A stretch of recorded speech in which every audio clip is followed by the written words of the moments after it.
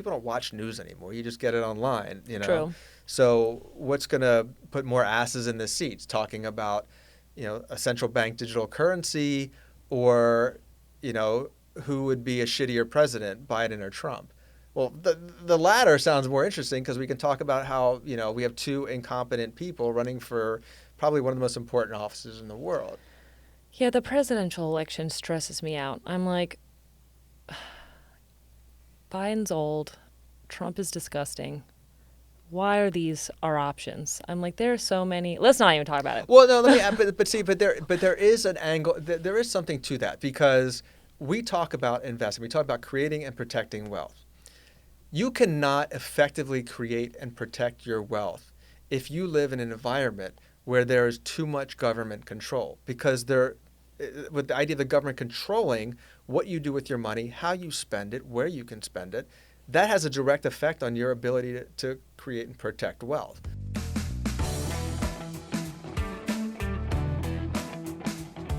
All right, thanks for joining us for the Angel Research Podcast.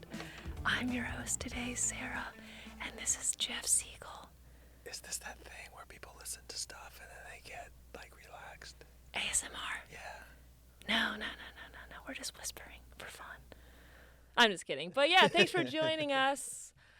Yeah, I'm hosting because I was forced to, but nobody forces you to do anything you don't want to do. You really, really wanted to do this. True. I'm actually shaking with anxiety, excitement.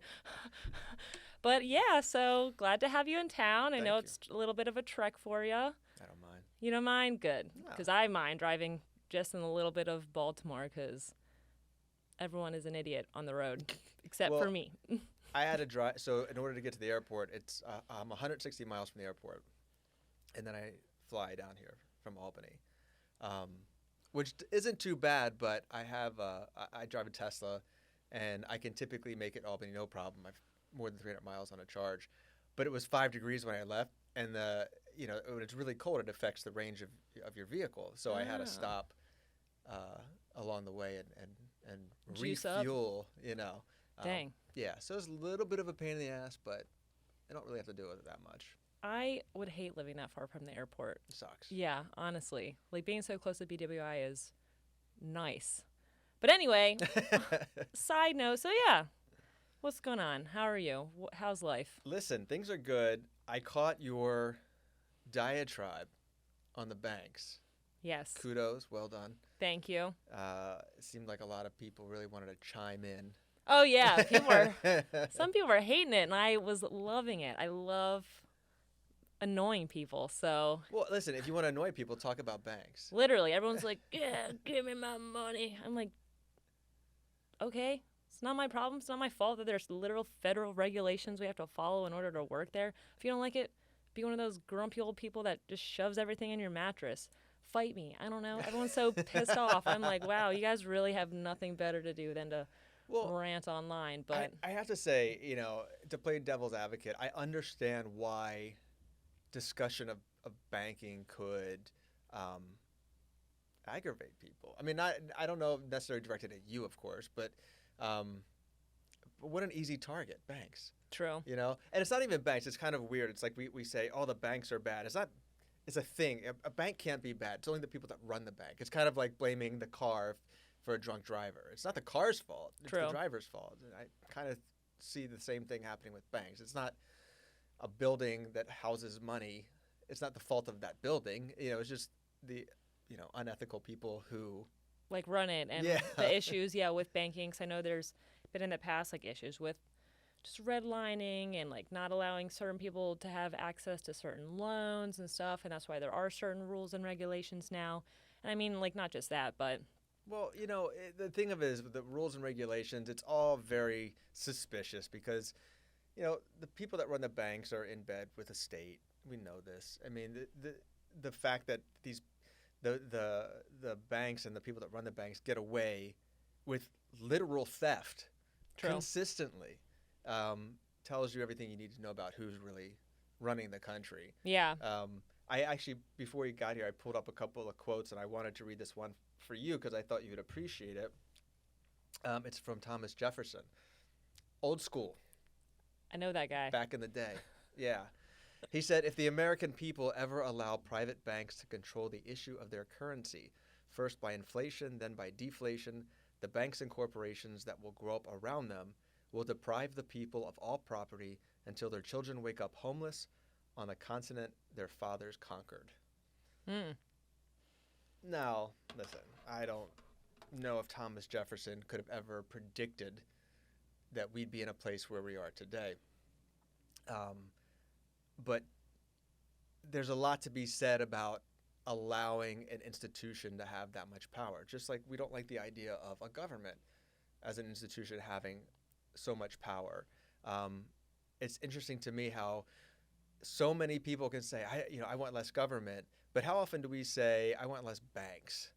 Has anybody ever said that? Yeah, no. I mean, Yeah. maybe some of these Maybe. people in the comments, Maybe. but other than you nerds, but Well, and again, it's the result of the people that run the banks. yeah.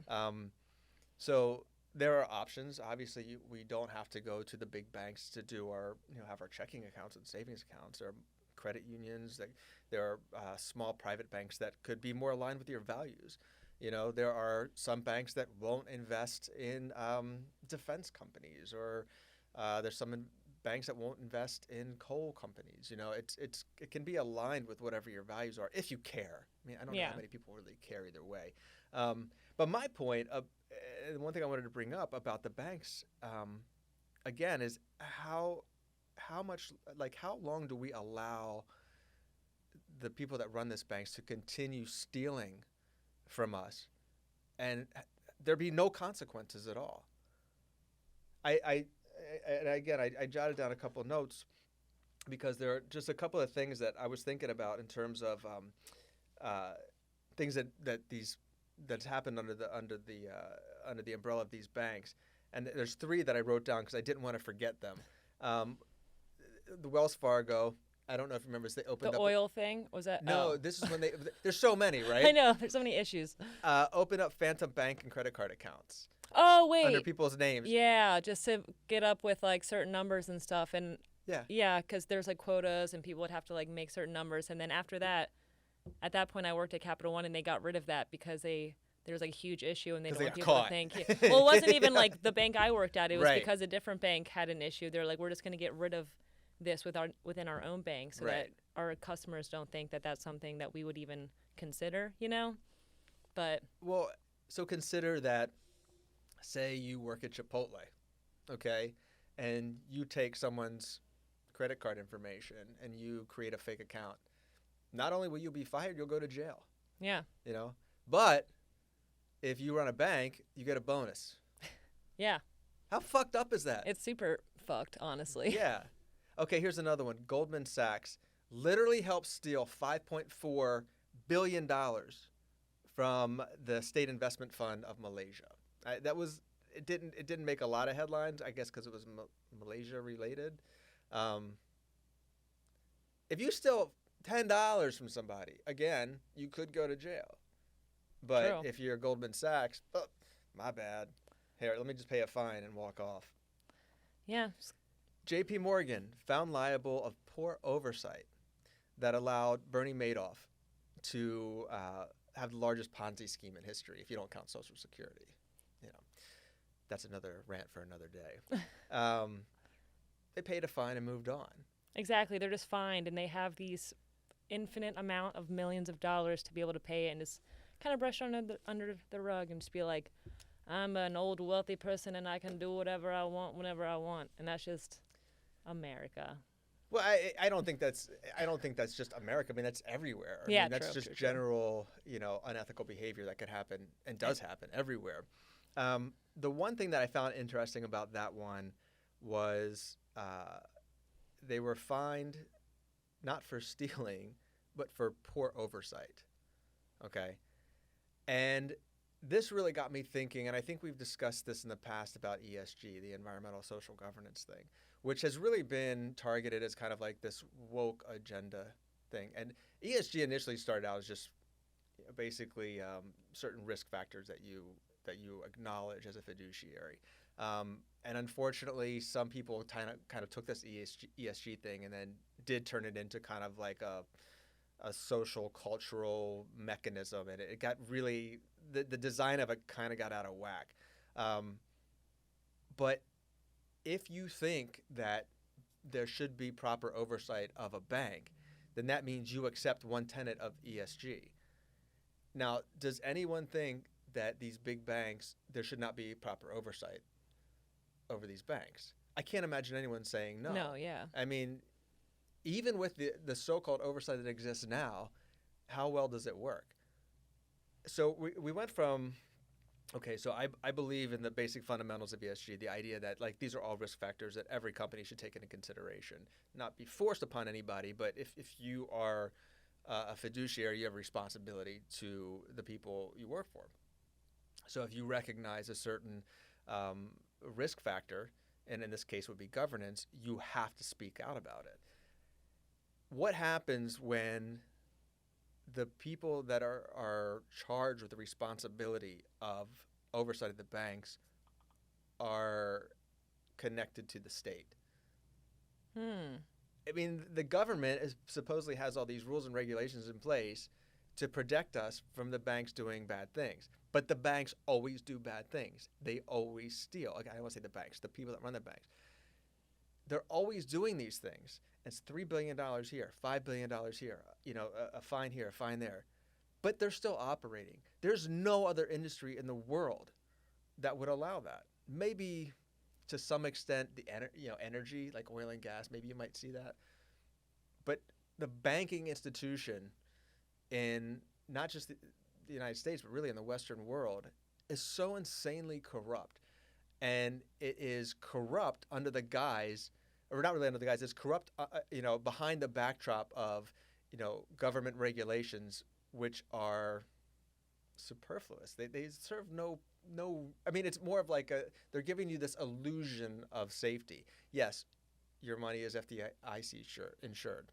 Great. So if you have $20,000 in the bank, if something happened, you'll be fine. But also, I thought that with the FDIC insured, that was also kind of like a facade. Like, oh, it's insured, but at the same time, like, the little terms and conditions you don't see is like they could take up to like so much time to give it back to you if something were to happen. Like, you could die before you see the money that was insured. Yeah. That's something I feel like I heard when I worked at a bank. I had to have to look up to like don't quote me on that basically, but still, I was like, I shouldn't even be surprised. They're like, yeah, you're insured. Yeah, don't worry about it. But it's just like, I kind of feel like the government would be like, yo, just pay them back because we don't want people messing up what we got here. Yeah.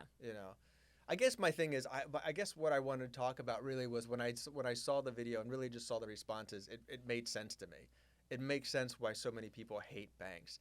And I guess, you don't have to patronize those banks. There are so many banks out there. Again, there's credit unions. There are small community banks that you can put your money in those banks. I'm not saying they're going to necessarily, operate ethically, but their influence is probably significantly less than you would have with like, Bank of America or Wells Fargo. Yeah. So instead of hating the banks, maybe people that were complaining, find a bank that you trust. True. And go talk to them. I don't know how it is in different states. There might not be as many options. Yeah. But I'm in New York, and I have plenty of options, and I bank with a bank that, is aligned with my values. It's a small bank.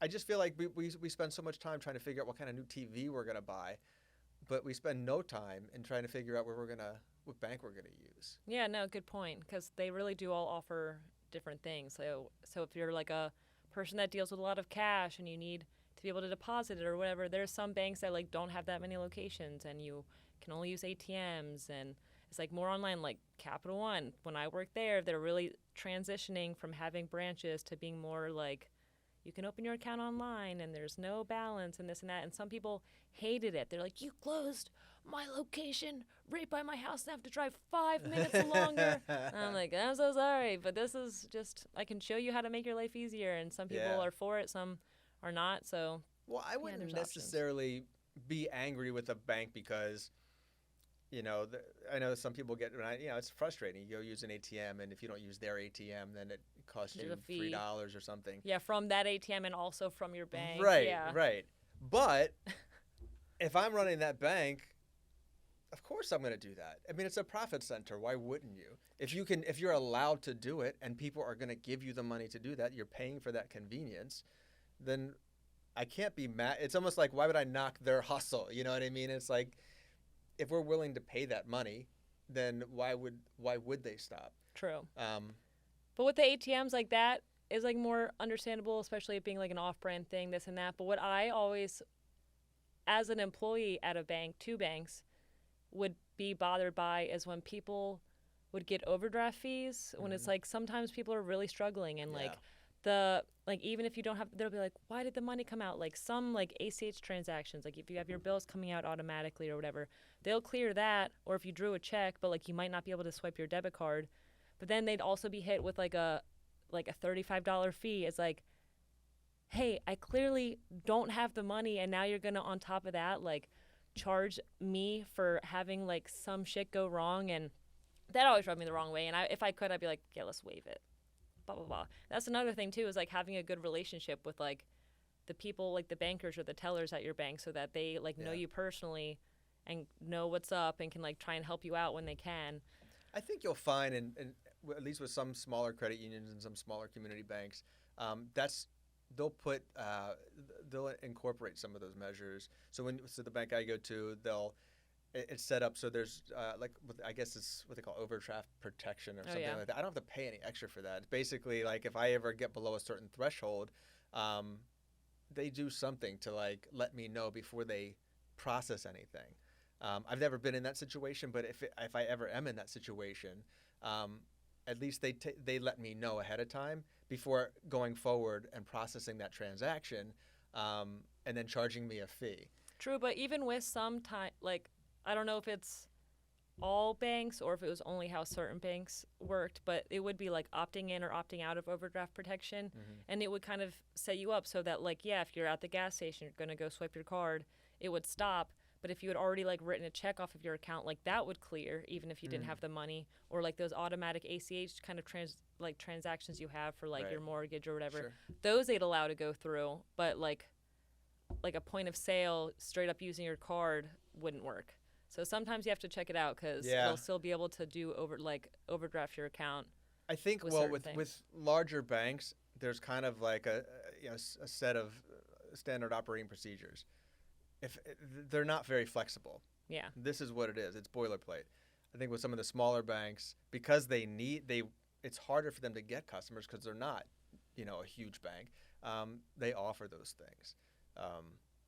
But yeah, I guess again, I think mostly it was I enjoyed I enjoyed the video, but I think I enjoyed the comments just as much, because I recognize that anger. And I mean, listen. Being angry at you or being angry at banks, I mean, I think that's people just venting because they don't have to do it in front of your face. Yeah. Anonymity is great online because people talk a lot of shit. Oh yeah, I'm one of them. I talk shit all the time. I'll talk shit to your face, but yeah, no, it's amusing. Reading some of the comments to me was amusing. I don't get offended by it, so yeah. Come on. I would be more. I'm more concerned when we talk about banks and just institutional banking and the involvement of the government in that.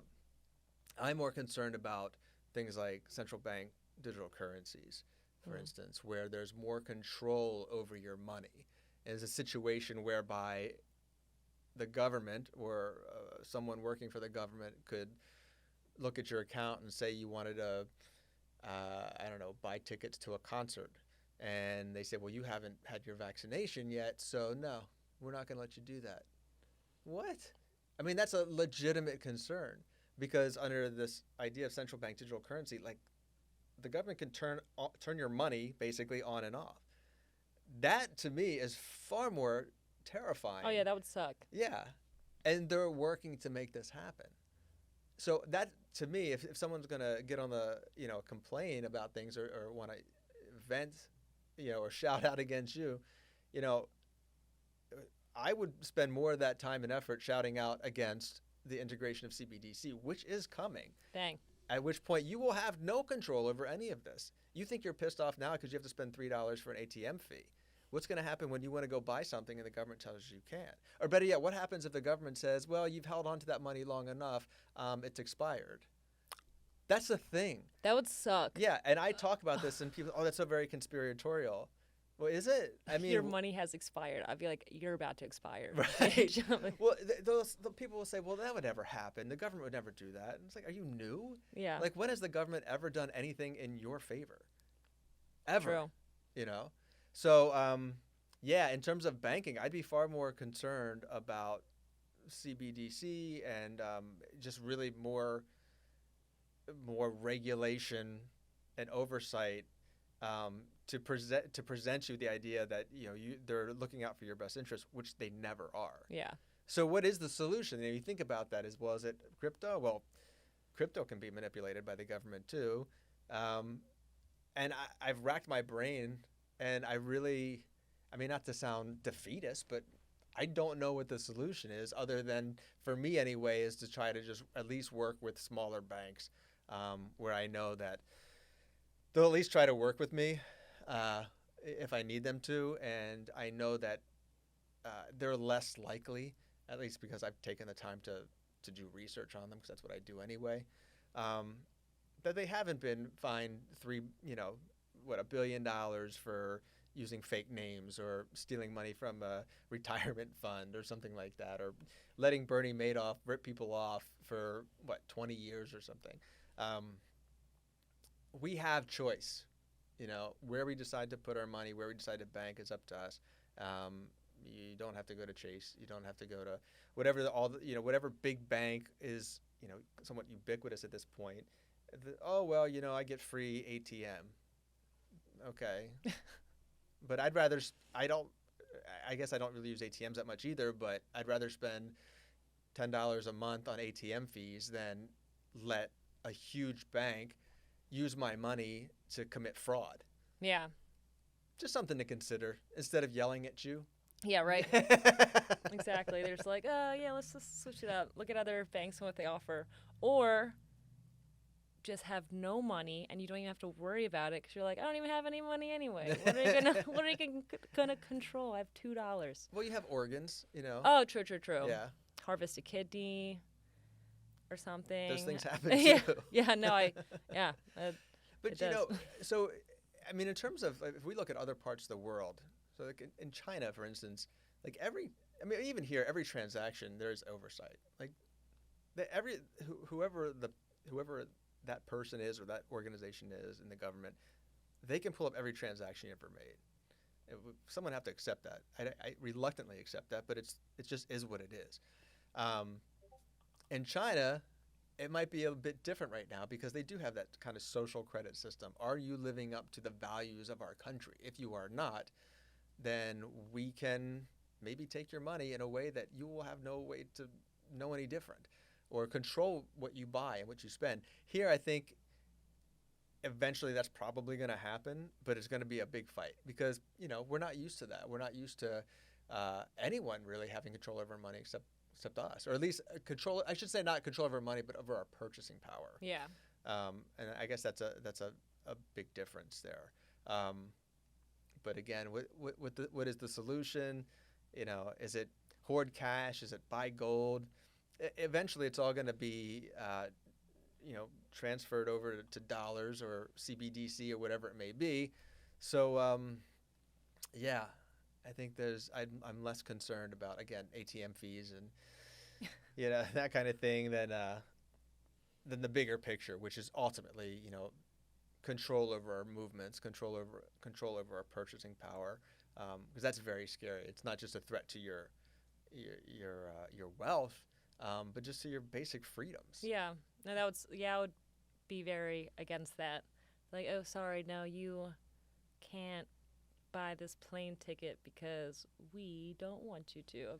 Yeah. Well, think about it. For how many years were we weren't allowed to go to Cuba? So if you wanted to go to Cuba, you had to go to Canada first, and then fly to Canada. Well, under CBDC scenario, you could maybe buy the ticket or go to buy the ticket, and then there's a little algorithm that says, nope, you can't go to Cuba. Yeah. Restricting our movement. That is communist ideology, you know? And how many of us are just, I don't know how many would just accept that, but I guess some of us do and are okay with that. I'm not okay with that. I'm not okay with it, yeah. Yeah. I'd be like, get me the heck out of here. Yeah. But they say, no, you can't. In fact, we're going to hold your money, so you can't go anywhere. I mean, again, I'm not trying to sound hyperbolic, but, you know, sometimes you just have to shake the tree a little bit. And that's what, you know, when I came down here to do this podcast, that's why I wanted to bring this up, because it's not as simple as hating on a bank because for whatever reason, whatever, you know, your reason because for hating the bank is. Because the teller asked you a question, why are you withdrawing $12,000? Right. It's like, which, in all fairness, it's like your response should be none of your fucking business. It's not your money. It's my money, you know? And I fully support anyone rejecting that idea, but prepare, because it's not going to get any better. And I think about people, I mean, I'm older, but I'm in my 50s, but I think about people just coming out of college who are very accustomed to using Venmo and Apple Cash or whatever it may be, that have never written a check before, you know, or rarely use cash. I love the idea of just doing everything on a phone or my computer. It's so easy and convenient. But just be forewarned that, you know, there's a price to pay for that convenience. And when you are willing to give up your freedom for convenience, that's a tough take, you know. Yeah, no, good point. Not to bring everybody down. I thought we were just going to shit on the banks, but... No, it's all good. Let's bring everyone down. And then, you're going to worry about the government and your money, and then we all die. Well, I'm hoping for the meteor. Yeah. Oh, yeah. Well, we'll see. Knock on wood. Anyway. But yeah, no, that was...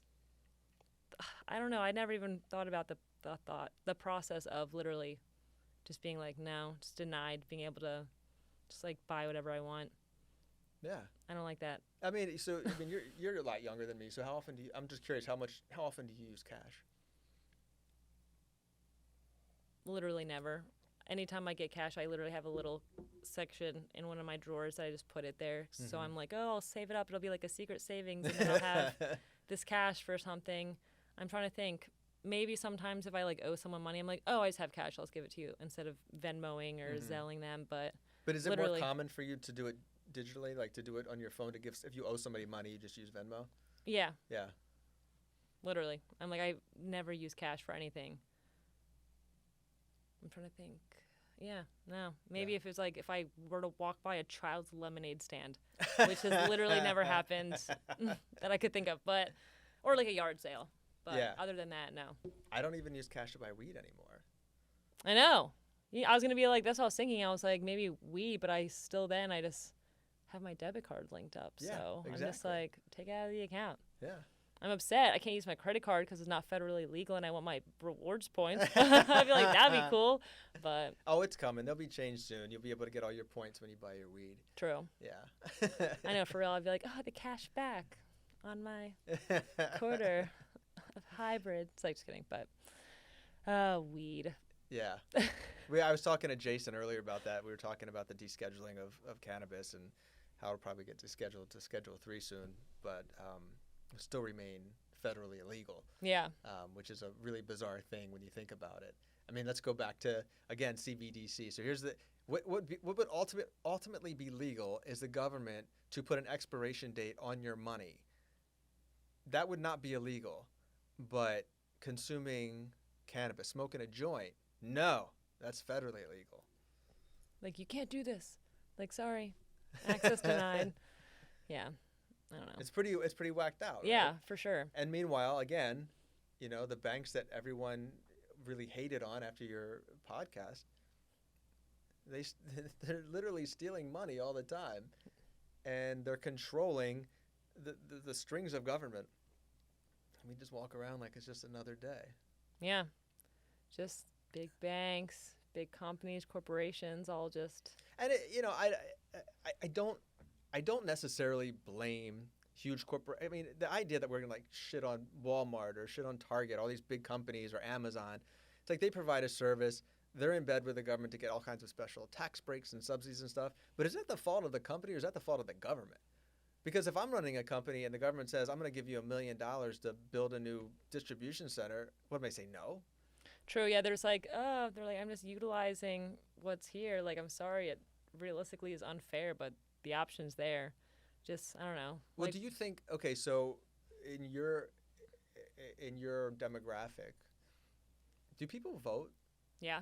At least who I surround myself with, they vote. They do? Yeah. Do you think that people under 30 tend to vote more so than older people or less? I don't know if I feel like old people definitely vote. Anytime I've gone to like voting places, it's always, I feel like the youngest person there every single time, but I know that I feel like getting younger people to vote has been like on the rise kind of thing, but at the same time, I don't know, I wouldn't say people under 30. I don't know, because I feel like that's still such a small amount of people, because with like 12 years of age, and I feel like some people don't think that it matters kind of thing, but it does.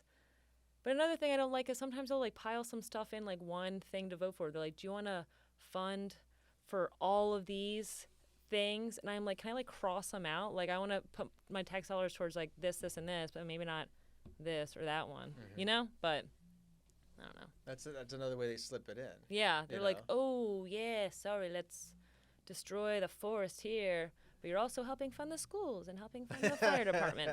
And I'm like, yeah, but I don't. Yeah, the devil's in the details. Yeah, right? It's like, would you be okay with us taking $10 out of your every paycheck to help, secure freedoms around the world for people that live in dictatorships or something like that? And they're like, well, that kind of sounds good. And like, oh, actually, that's so we can go send warplanes over there to bomb the shit out of people. Literally, what's happening right now? Literally, free Gaza. That's all I'm saying. But yeah, no, shit sucks.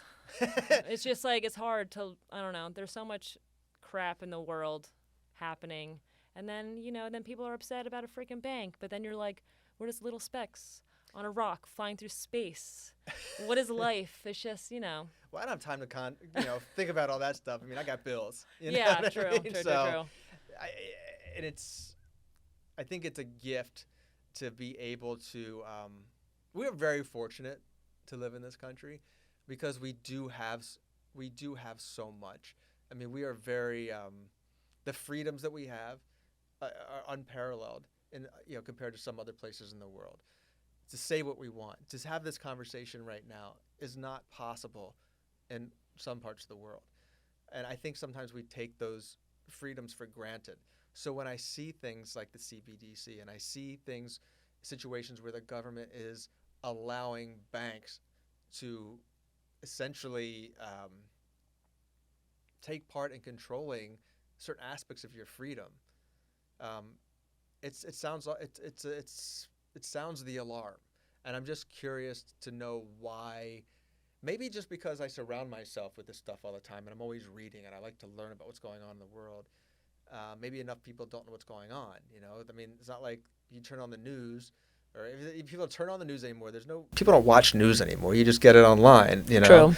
So what's going to put more asses in the seats talking about, a central bank digital currency or, who would be a shittier president, Biden or Trump? Well, the latter sounds more interesting because we can talk about how, we have two incompetent people running for probably one of the most important offices in the world. Yeah, the presidential election stresses me out. I'm like,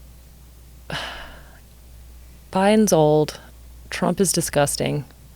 Why are these our options? I'm like, there are so many. Let's not even talk about it. Well, no, but there is an angle. There is something to that because we talk about investing. We talk about creating and protecting wealth. You cannot effectively create and protect your wealth if you live in an environment where there is too much government control, because with the idea of the government controlling what you do with your money, how you spend it, where you can spend it, that has a direct effect on your ability to create and protect wealth. So I think it's a valid conversation to have, in particular because there are other people that run for this office that we never hear about. There's this guy, Chase Oliver, who is a libertarian candidate. The libertarians have not put forth their candidate yet, but he's one that's running. If anyone looks at his policies, I don't know many people who would disagree with anything he says. I mean, he is so. I'm a supporter of the Second Amendment. So maybe some people aren't pro Second Amendment, but beyond that, like everything else should really be okay with everybody. It's really just boils down to, personal sovereignty. It's your body. You do what you want with it. Nobody can tell you what you can do with your body. Embracing free markets. Just basically all the good stuff without the bad stuff. Yeah. I do you know? Have you ever heard of him before? No, but I'm gonna look into him. Most people don't know who he is, but he's not going to be on the debate stage with Biden or Trump, and he without a doubt is far more qualified for the office of president than those two guys. And this to me is just another example of how there is. I hate using the word deep state because it's so cliche. But why? But think about it. Like how is this? How are these the options when there are legitimate options out there that aren't getting any attention? That is by design, and that should worry people, because ultimately, again, this affects your ability to create and protect your wealth and to live in a free society, embracing the fundamentals of personal sovereignty, all the things that we're supposed to have. And we do still have them to some degree, but it's getting kind of chipped away. It's almost like that the story about the frog. You put the frog in the water, and then you turn the heat on. You put it in like a pot, okay, a frog in a pot of water, and then you turn the heat on, and it gradually heats up. The frog won't leave. The frog just stays in the water till it dies. Aw. Yeah. I have pet frogs. That's so sad. So I mean, so we can say that's analogous to what's happening here. Yeah, you're just like chilling, or you're like, oh, it's like the little meme of the dog in the firehouse, and it's just like everything's fine. Yeah. Yeah. But see, we don't know. We don't know that these things are happening. We don't know about CBDCs. We don't know that there are other options besides Trump and Biden. We don't know how. I mean, you can look it up and you can see list upon list of all the things that have been done by those who run these big banks over the years that are criminal. Like they broke the law, and they're wealthier for it, and nothing happens to them. No one's talking about this. I don't care if you listen to CNN or Fox or whatever it may be. Rarely do they discuss this, and if they do discuss it, it's really Trump. only discussed. They're just like, oh, look at what this crazy ass guy did. Yeah. Yeah, and then it goes away. And so if you think about it, if you do PR for a bank, what a cush job. Oh well, I'll just wait till something happens. I'll put out a press release. We'll pay a fine and then move on. I didn't mean to bring everybody down. I'm really, really sorry. I thought this would be a very, fun podcast. You can, make fun of banks and stuff, but yeah. It's all good. Well, I mean, but sometimes it's important to talk about these things. It's important to talk about the things that nobody else is talking about. I mean, it's one of the reasons I think we've been around for so long is because we would write about things that were happening before anybody else was, particularly from an investment standpoint. Like Keith Cole was talking about fracking before fracking was a thing. I was talking about solar and wind before solar and wind was a thing. Cannabis. It's going to be like even like, weed and stuff. And yeah. So if we see an opportunity, and so we look at all the stuff that's happening in, in our country where we see kind of a devaluing of our freedoms,